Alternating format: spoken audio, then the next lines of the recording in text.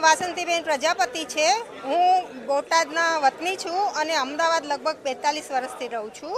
અને સરદારનગર વોર્ડ 11માં મારું ભારતીય જનતા પાર્ટીમાં લગભગ 30 વર્ષથી કાર્યકર છું અને લગભગ 15 વર્ષથી હું હોદ્દા ઉપર પણ છું અને મેં એમાં બહુ સતત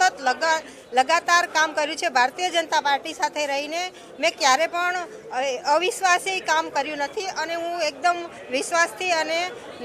કામ કરી અને હું આટલા વર્ષ મેં વિતાવ્યું। હવે અત્યારે 20 વર્ષ પછી અમારા ભારતીય જનતા પાર્ટીના કાર્યકર્તાઓની કદર નથી અને અમારી ઓબીસી મહિલા સીટ આટલા વર્ષ પછી સરદારનગર વોર્ડમાં પહેલીવાર આવી છે એટલે હું પ્રબળ દાવેદાર હતી અને મેં મારી દાવેદારી નોંધાવી છે પણ અમારા એમએલએ એની નોંધ લીધી નથી અને મારું બાયોડેટા પણ મોકલાવવા એ લોકો આગળ રાજી નહોતા કારણ કે એમને થોડું વ્યવહારની જરૂર હતી પણ મેં મારા કામને નિષ્પક્ષ કર્યું છે એના લીધે મેં મારું દાવેદારી નોંધાવી હતી પણ મારું નામ એ લોકોએ આગળ સજેસ્ટ કર્યું નથી છતાં પણ મેં મારા ઉપરથી થોડું મેં મારું બાયોડેટા મોકલાવી અને લાસ્ટમાં કાલે 12 વાગ્યા સુધી મારું નામ ચાલતું હતું પછી છેલ્લે આ લોકોએ શું કીધું કે તમારું બેન 60 વર્ષ થઈ ગઈ છે એટલે તમને ટિકિટ નહીં આપવામાં આવે અને